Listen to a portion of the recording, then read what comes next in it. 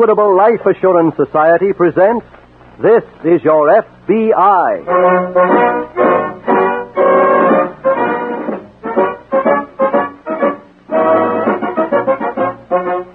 This is Your FBI, the official broadcast from the files of the Federal Bureau of Investigation, presented as a public service by the Equitable Life Assurance Society of the United States and the Equitable Society's representative in your community.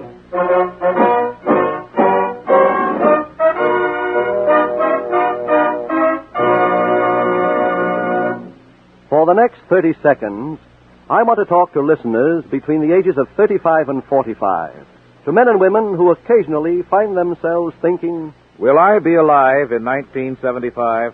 Well, the answer is that a good many million of you will be alive in 75. In that year, this country will have 20 million people over 65, and that's twice as many as we have today. So, as you plan your future, remember that there is a mighty good chance that you will be alive in 75. And in exactly 15 minutes, we'll have a suggestion which will show you how life insurance with the Equitable Society can help you make the most of this long life that's ahead of you.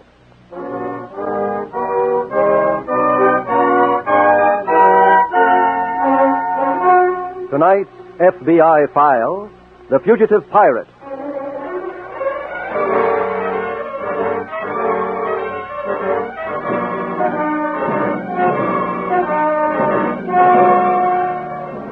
This is the year when man may finally use the secret of atomic power for peaceful purposes. When man's conquest of machines will surpass his every previous achievement in the field of invention. But while some men are delving into the scientific unknown, there are others who are still plying their same old selfish trade, benefiting no one but themselves. True, they have borrowed some of the equipment of America's technical progress for their activities, but basically they have not changed. Their motives are as primitive as the jungle. These people are criminals.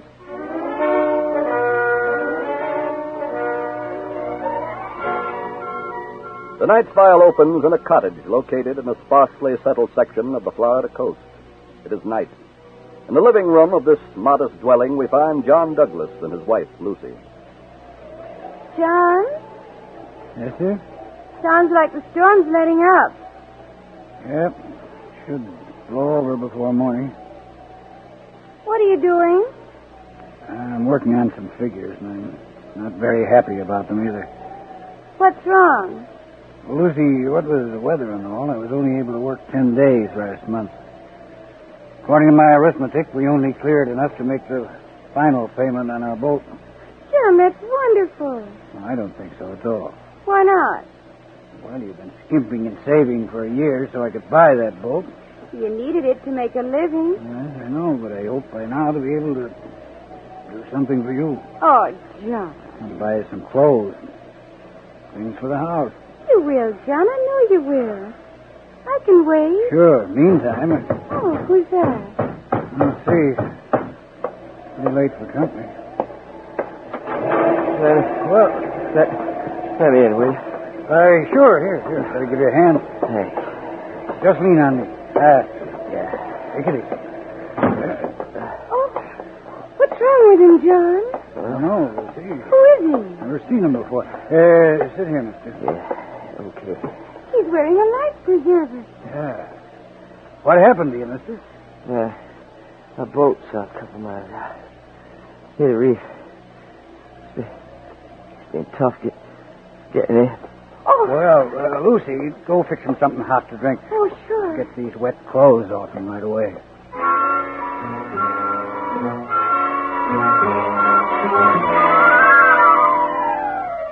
That same evening, at an FBI field office some 20 miles away, Special Agent Jim Taylor is seated at a typewriter just finishing a report.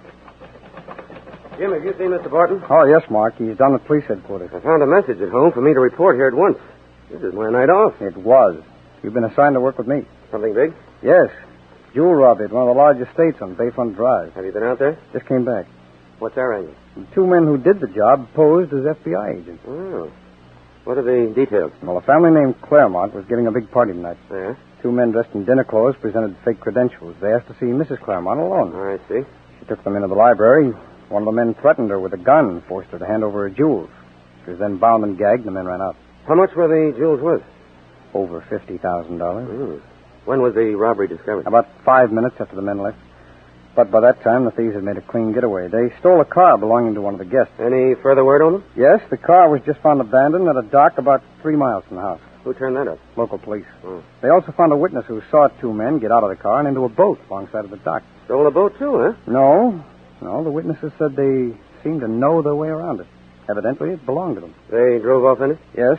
Witness caught the name of the boat, however. It was the Sea Maid Second. I imagine you've already alerted the coastal authorities to be on the lookout. That's right. Have you got a description of the two men? Yes, I've already put it out on the teletype. Well, what do we do now? Just hope that we get a quick report on that boat.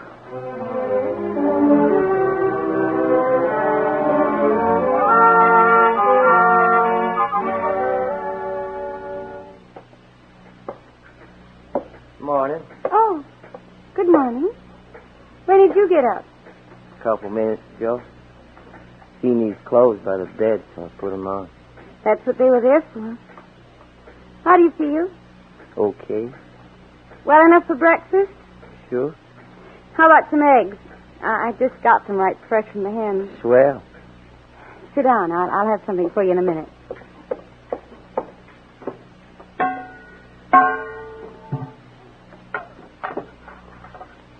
Can I watch? Oh. If you like. Where's the fella that was here last night? My husband? Is that what he is?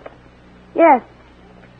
Kind of old for you, ain't He went to the store. He'll be right back. he? I see. What do you folks do here? My husband has a boat. He dives for sponges. You mean he dives with one of them helmets and suits? Yes. Well, that's good to know. That you, John? Yes, Lucy. I'm out here in the kitchen. How about that stranger? Is he up? Oh. Morning. Good morning. How you feeling? Okay now. Lucy cooking up some breakfast, is Yeah. Well, that should put you right back on top. Sure. Guess you'll excuse me now. I got to get down to my boat. Wait, I'll walk a ways with you.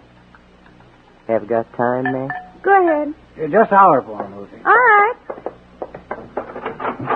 Go ahead. Right. Mister? Douglas is the name. John Douglas. Oh. Mr. Douglas, your wife tells me you're a diver. That's right. Got all your equipment there in the boat? Yes? Then I got a proposition for you. Just listen.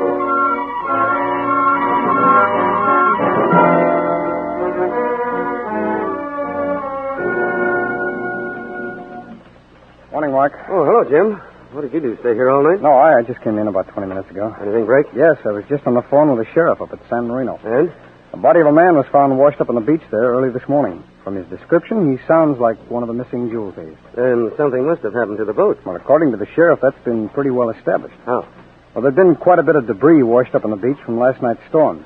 It included a life preserver and a number of cushions on which was stenciled the name Sea Maid Second. How did this man die? Drowning? That's right. What about his companion? Sheriff found no trace of him. How about the boat? Any idea of where it sank? No, not so far. But the sheriff down there will get in touch with us if anything else breaks.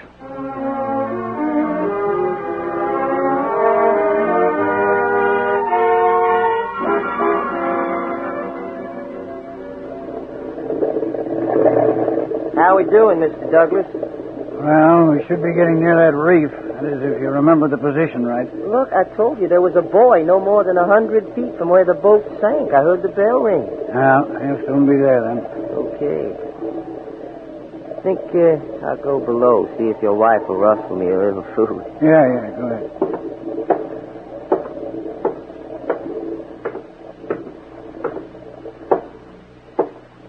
Hello?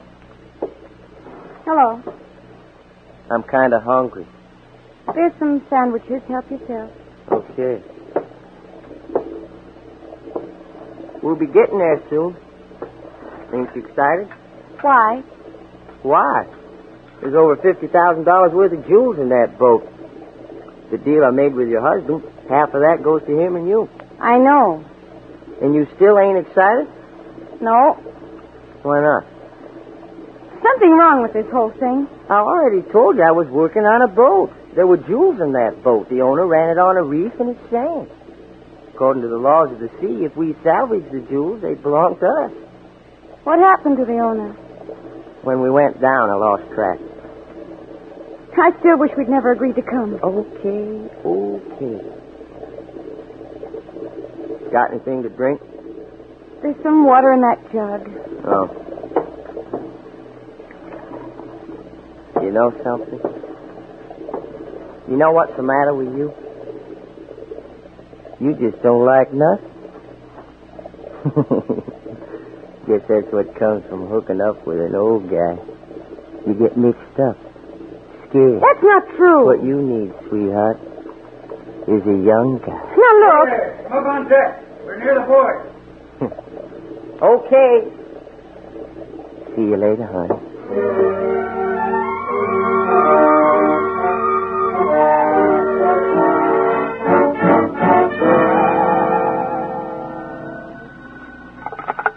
Special Agent Taylor speaking. Mr. Taylor, this is Sheriff Brewster down at San Marino. Hello, Sheriff. Something's turned up down here I thought you should know about. Oh, what's that? I got a report that a man swam ashore last night and went to the house of a resident down here named John Douglas. Wow. Sounds like the man we're looking for. Yes. Have you contacted Douglas? No, I just got the report. He told the story to a neighbor of his. He doesn't have a telephone, so I'm going to get out there. Sheriff, I think I'd better come down to San Marino. I'll get a car and leave here within 10 minutes.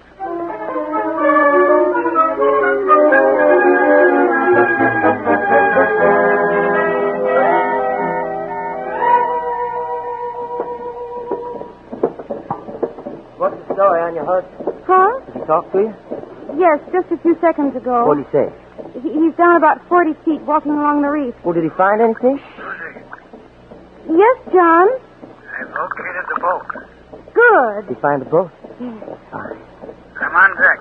Going down into the cabin now. Right. What's he saying? Tell me, will you? He's going down into the cabin. Sure. You shouldn't have no trouble from now on. The jewels are in a bag right under one of the bunks. I hope he remembers that. He will. Want a cigarette? No, thanks. You don't like me much, do you? No. What? I don't trust you. No, that ain't the real reason. You're just scared to like me. Lucy, Yes, John? found the jewels. I'm coming up. Very well. What's he saying? He found the jewel. He's coming up. Swell. Start the wind. Okay. Will it take him long to come up? No. That don't give us much time, does it? For what? For getting us straightened out. Look. I think we should settle something once and for all. What? You seem to have worked out an idea that because my husband is an older man and you're young, that makes you more attractive to me. Well, you're wrong. All wrong. I love my husband very much. No kidding. Give him a hand. Help him over the side. Do you hear me? Yeah, okay. Yeah, I'll take that bag. Let me help you with that helmet, John. Yeah, I see it's all here. Yeah, real good. There you are, John. Ah, thanks. Nice work, mister. Oh, it wasn't hard.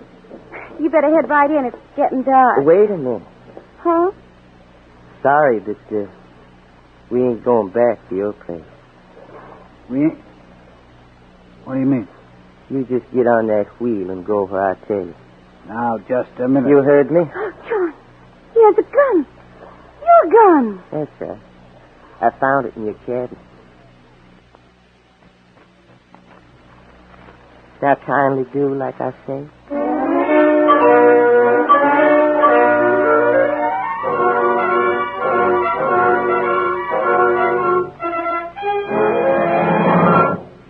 We will return in just a moment to tonight's file, which shows how your FBI helps provide security for your country. Now, let's talk briefly about security for those who want to be independent as they grow older. Wonderful idea, Mr. Cross, but what am I going to use for money? With taxes and living costs the way they are, how are we going to save for independence 20 years from now? Well, right now in the Equitable Society, we have thousands of members who earn considerably less than you, but they're looking forward to complete independence in their 60s through an Equitable Life Assurance Society Independent 60s plan. I'm open-minded. How does this Independent 60s plan work? The Independent 60s plan of the Equitable Life Assurance Society has these 3 features.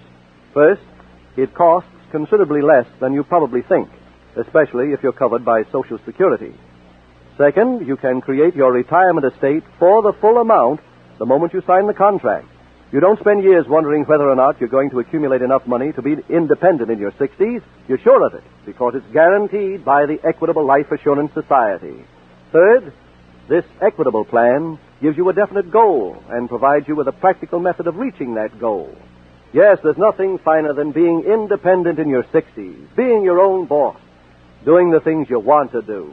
Mr. Cross, this is beginning to sound pretty good to me. Well, then I suggest you get in touch with an Equitable Life Assurance Society representative.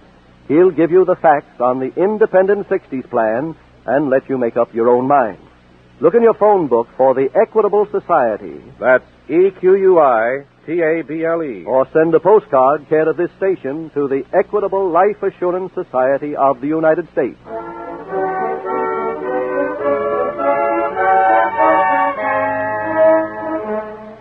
And now back to the FBI file, The Fugitive Pirate.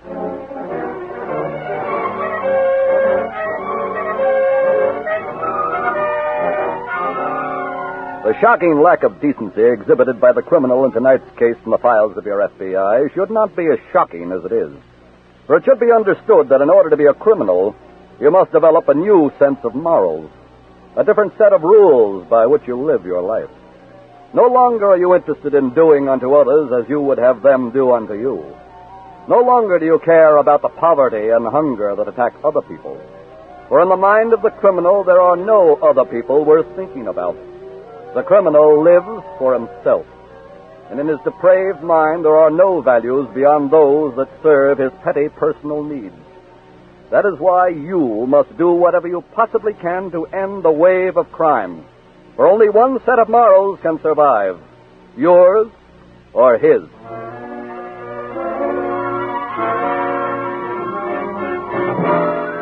Our FBI file continues aboard John Douglas's boat. It is night.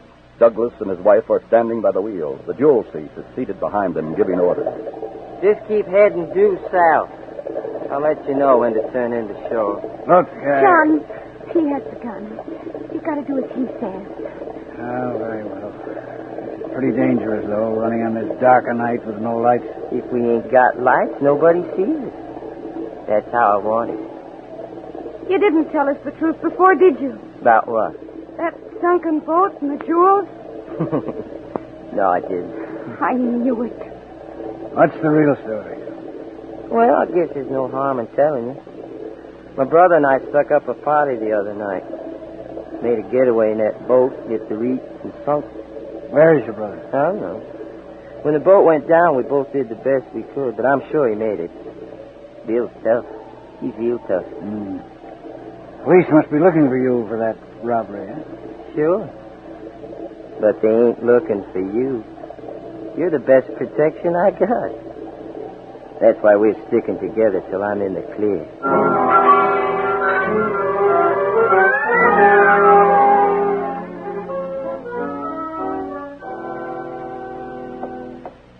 Hello, Sheriff. Hello.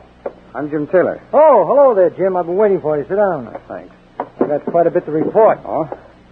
Been out to see this man, Douglas? Yes, but I arrived too late. What do you mean? Well, a neighbor told me that Douglas, his wife, and the man we're looking for, they all put out to sea in Douglas's boat early this morning. And haven't returned yet? No.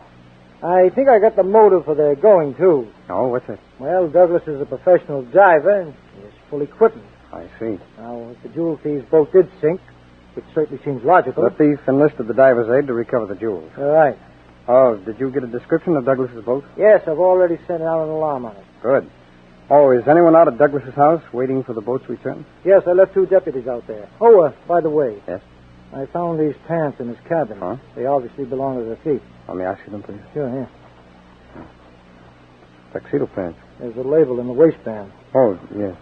French and Company. They rent tuxedos. Yes, I know. Their shop is just around the corner from our office. Well, I've called them already. The store didn't answer, but I've got French's home phone number. And? Well, he was out to a movie. Wasn't expected home until midnight. Midnight, huh?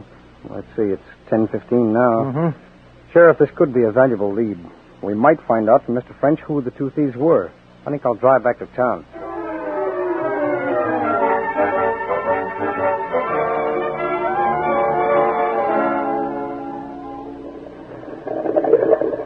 All right, you can swing due west. Head for that light. That's Midway Lighthouse. That's right. Right at the mouth of South River. That's where we're heading. Up South River? Mm-hmm. You can't do that. Why not? The river's dangerous enough in the daytime. I'm not running up it with no lights at night. You just do like you're told. Look, this boat's all we have. We don't want to lose it. I'll guide you up the river.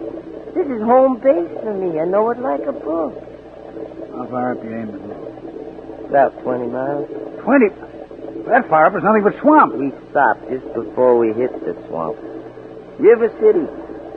That's my home.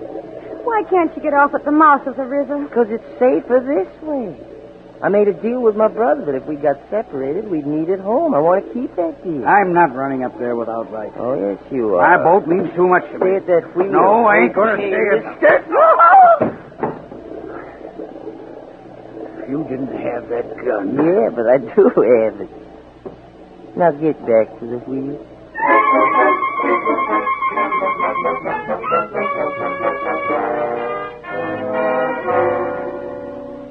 Jim. Yes, Mark? Are these all the clothes that the two men left here at the store when they rented the tuxedos? Yes. Let's start going over them, huh? Right. You take that suit, I'll take this one. Okay. What about hats? They didn't wear any. Didn't wear any neckties either. Well, these suits are pretty well worn. There's nothing in the jacket pockets. No, nothing in this one either. Oh, here's the label. It was bought at Rand Brothers here in town. Yes, so is this one. That doesn't give us much, though. Both suits must be, 4 or 5 years old. And Rand Brothers do too big a business to remember any individual customers. Any dry cleaning marks in yours? No, I don't see any. Well, let's look at the trousers. Okay. Well, Mr. French gave me a pretty good description of the men. Had he ever seen them before? No, but he said they looked enough alike to be brothers. Nothing in these pants pockets. No dry cleaning marks. He's on a blank here, too. No. Here's the underwear and socks. Look for laundry marks. Right. Well, Mr. French did say one thing that might be important. What's that? Both men looked and talked as if they came from back in the swamp country. I see. These things must have been home laundered. There's no laundry marks. No, I haven't got any either. Let's take a look at the shoes. Okay. Here. Thanks. This pair was bought at the shoe store in River City. So were these. Hey, wait a minute. What? That pair you have, are they mates? Yes. Are both soles worn? Yes, why? Here, take a look at these. The sole on one of them is practically new. Say, that's strange. Yes. None of the witnesses said anything about either man being crippled or that they linked. I know. Mark, I've got a hunch. Let's get to a phone.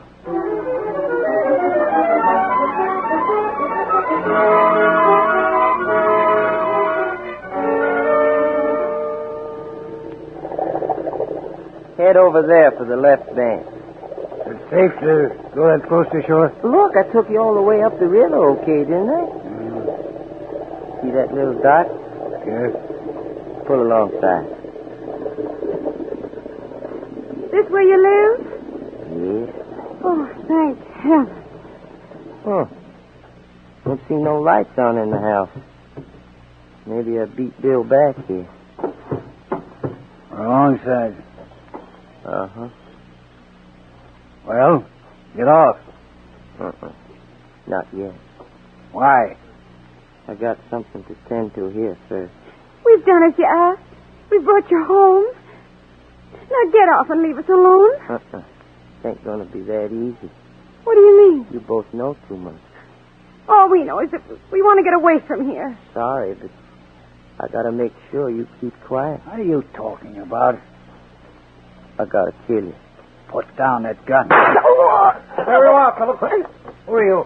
Don't be alarmed, Mr. Douglas. I'm a special agent of the FBI. Oh. Come on, Phillips. Come on, get on your feet. Hey. I don't know what brought you here, mister, but I'm sure glad you come. Phillips himself was responsible for that. What do you mean? You left your clothes behind at that rental shop, Phillips. And when I examined your shoes, I saw that they'd been bought in River City. And the sole of one of them was practically new. So what? That meant that either you or your brother had trouble with one leg. So I contacted the doctors here in River City and gave them your description. One of the doctors remembered treating you for a broken ankle. He gave me your address. All right, Phillips. You're coming along with me.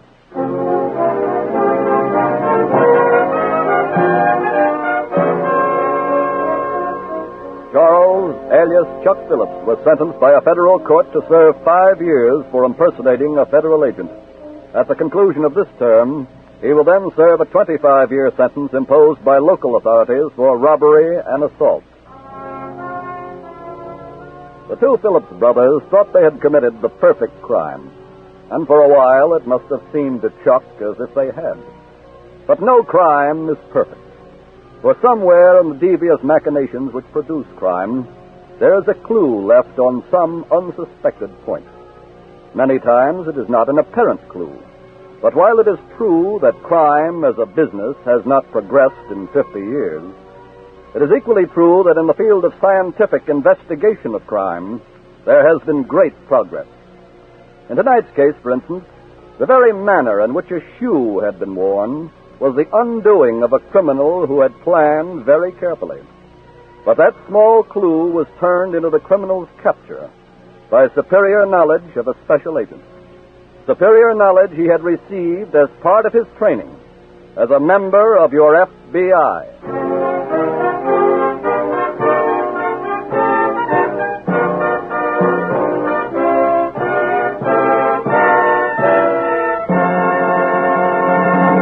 In just a moment, we will tell you about next week's exciting case from the files of your FBI. A little while ago, I gave you a few brief facts about the Independent 60s plan of the Equitable Life Assurance Society. To get full information, you'll want to ask your Equitable Society representative questions like these. Exactly how much will the plan cost me? The Equitable man has the answer. How will it dovetail with my Social Security? He's got the answer to that, too. What income will it give me in my 60s? Your Equitable Society representative will give you the exact figures. Ask him to drop around for a friendly visit. Find him in the phone book or send a postcard care of this station to the Equitable Life Assurance Society of the United States.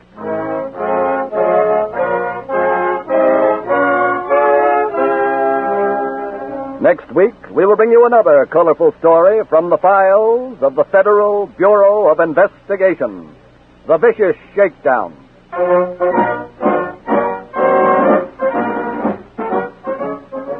The incidents used in tonight's Equitable Life Assurance Society's broadcast are adapted from the files of the Federal Bureau of Investigation. However, all names used are fictitious, and any similarity thereof to the names of persons living or dead is accidental. Tonight, the music was composed and conducted by Frederick Steiner. Your narrator was Dean Carlton.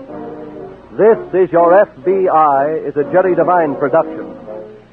This is Milton Cross speaking for the Equitable Life Assurance Society of the United States and the Equitable Society's representative in your community, and inviting you to tune in again next week at this same time when the Equitable Life Assurance Society will bring you another thrilling story from the files of the Federal Bureau of Investigation, The Vicious Shakedown, on This is Your FBI. This is ABC, the American Broadcasting Company.